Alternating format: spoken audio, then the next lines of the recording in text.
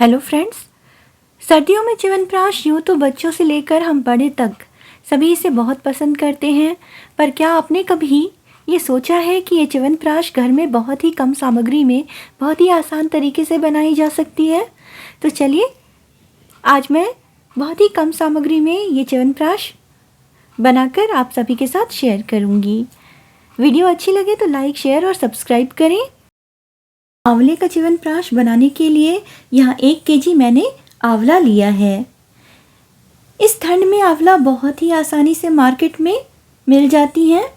आंवले को अच्छी तरह से धोकर हमें प्रेशर कुकर में डालना है। आंवले यहाँ मैंने बिल्कुल ताज़े लिए हैं। सारे आंवले को प्रेशर कुकर में डालने के बाद 1 कप पानी डालें और प्रेशर कुकर के ढक्कन को बंद कर दें। गैस की फ्लेम को हमें हाई पर रखना है जब तक कि इसमें 1 सीटी ना लग जाए। फिर गैस को ऑफ कर दें और रूम टेम्परेचर पर इसे ठंडा होने दें। और जब ये ठंडी हो जाए अच्छी तरह से, तब इसके बीजों को इस तरह से निकाल लेना है। इस तरह से हमने आंवले के सारे बीजों को निकाल लिया है। अब हमें सारे आंवले का पेस्ट बना लेना है। तो मिक्सर ग्राइंडर की हेल्प से मैंने सारे आंवले का पेस्ट बना लिया है यहाँ।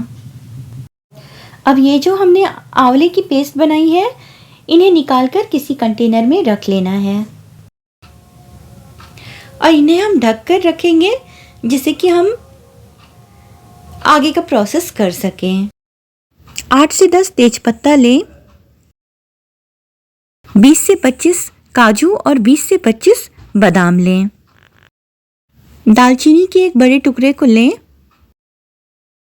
1 कटोरी तुलसी पत्ती को भी यहाँ ले लें। 15 डेट्स भी यहाँ लें। 1.5 बड़ी चम्मच मरीच लें। छोटी इलायची 15 से 16 लें। 1 बड़ी इलायची लें और 15 से 16 लौंग लें। 1 तड़का पैन लें और तेजपत्ते को सबसे पहले उसमें गर्म कर लें।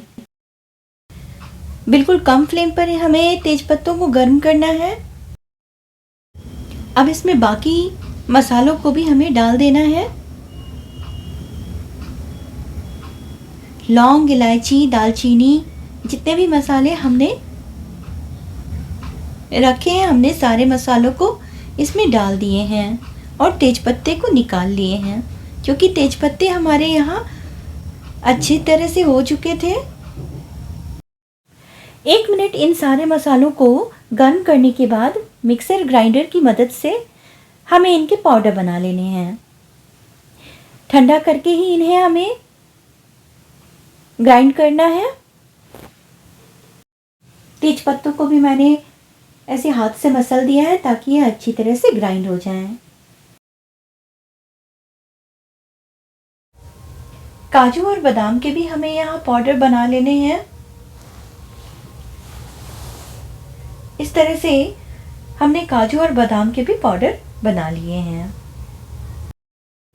इन सबको हमें एक कंटेनर में रखते जाना है।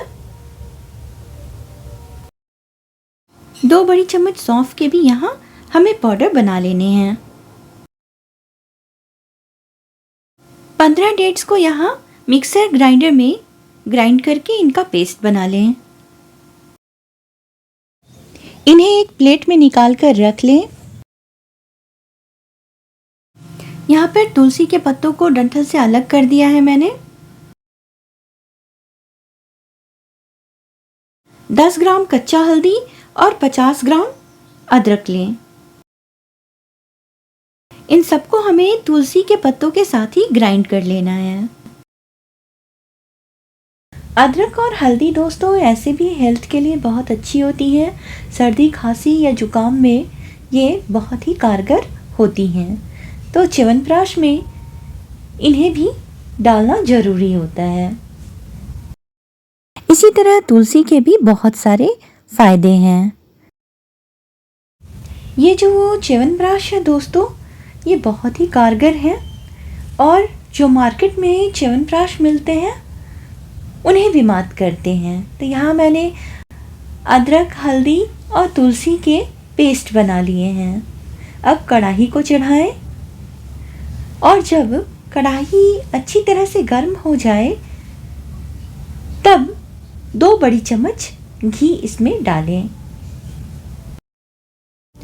घी को अच्छी तरह से गर्म होने दें। अब अदरक, तुलसी और कच्चा हल्दी का पेस्ट इसमें डालें। कच्चा हल्दी, तुलसी, आंवला और अदरक ये सभी हमारे इम्यून सिस्टम को बढ़ाते हैं और हमें जब खांसी सर्दी लगती है तो इनका सेवन करने से हमारी जो सर्दी खांसी है वो तुरंत ठीक हो जाती है।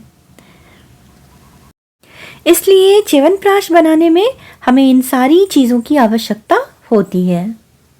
1 मिनट इन्हें भुनने के बाद मैंने तेज़पत्ता, लौंग, मरीच, बड़ी इलायची, छोटी इलायची, दालचीनी इन सब के जो पाउडर बनाए हैं उसे अब इसमें डाल देंगे।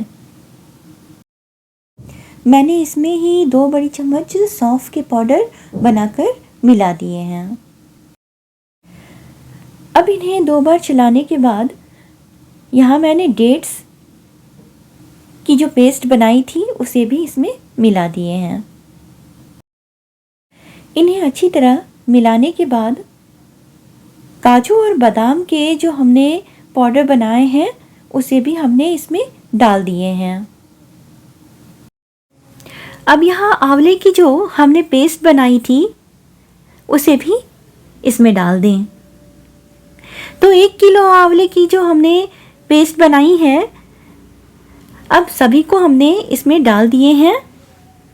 अच्छी तरह से डालने के बाद इसे चलाएं। आंवले को हमें यहाँ 10 मिनट तक अच्छी तरह से भुनना है।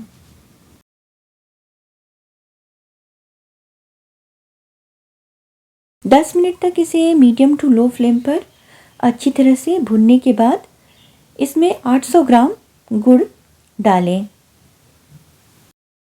तो यहाँ हमने 10 मिनट तक आंवले को अच्छी तरह से भुना है और अब इसमें गुड़ को भी डाला है।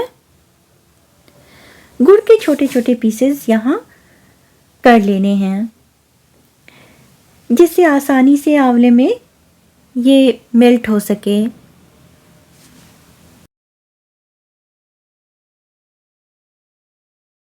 मैंने इसमें 600 ग्राम पीला गुड़ और 200 ग्राम काला गुड़ डाला है। ब्लैक गुड़ से च्यवनप्राश में जल्दी कलर आ जाती है, तो आपके पास जो भी गुड़ उपलब्ध हो आप यहाँ डाल सकते हैं। यहाँ मैंने 1 किलो आंवले से 1.5 से 1.25 किलो च्यवनप्राश तैयार किया है। अब इसे कंटिन्यूअसली चलाना है। क्योंकि ये क्वांटिटी में ज़्यादा है तो मैंने 50 मिनट इसे कम फ्लेम पर अच्छी तरह से चलाया है। ये खुद ब खुद धीरे धीरे रंग पकड़ने लगी, कलर भी इसकी धीरे धीरे चेंज हो गई। बस इसे बनाते समय हमें इन बातों पर ध्यान देना है कि इसे छोड़कर हमें बैठना नहीं है, इसे कंटिन्यूअसली हमें चलाते रहना है।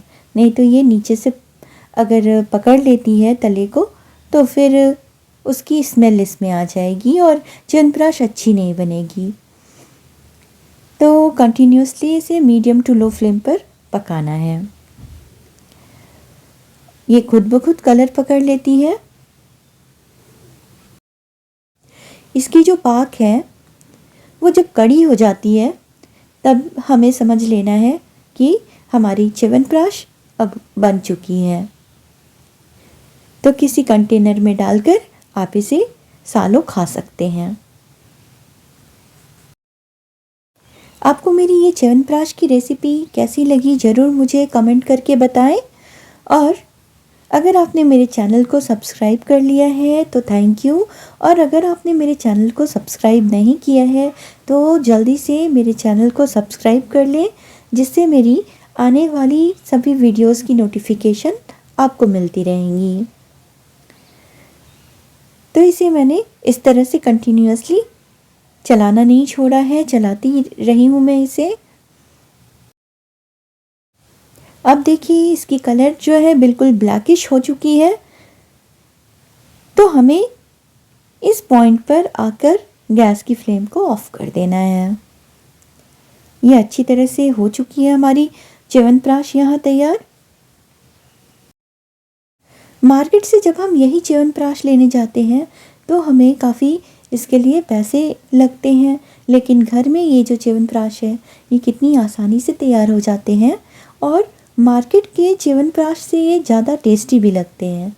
तो ज़रूर इस तरह से दोस्तों बनाकर ट्राई करिए आप सब। अगर आपको मेरी वीडियो अच्छी लगे तो लाइक करिए और वीडियो को शेयर भी ज़रूर करिए। तो यहाँ आप जितना सॉलिड रखना चाहें उस हिसाब से आप च्यवनप्राश को जला सकते हैं।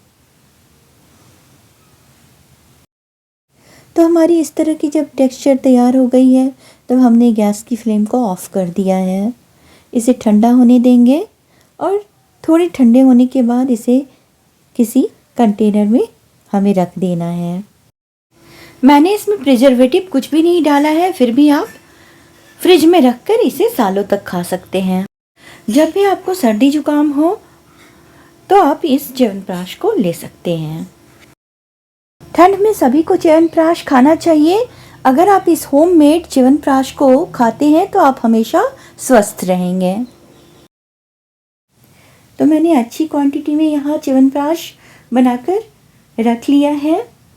अगर मैं इतनी ही च्यवनप्राश मार्केट से ख़रीदूँगी तो मुझे एक अच्छी प्राइस लगेगी, लेकिन मैंने घर पे ही इतनी सारी च्यवनप्राश तैयार की है। तो ज़रूर इस रेसिपी को ट्राई करिए और मुझे बताइए कि आपको मेरी ये रेसिपी कैसी लगी। तो 3 कंटेनर में मैंने इस च्यवनप्राश को रखा है। मिलती हूँ फिर एक नई वीडियो में एक नई रेसिपी के साथ।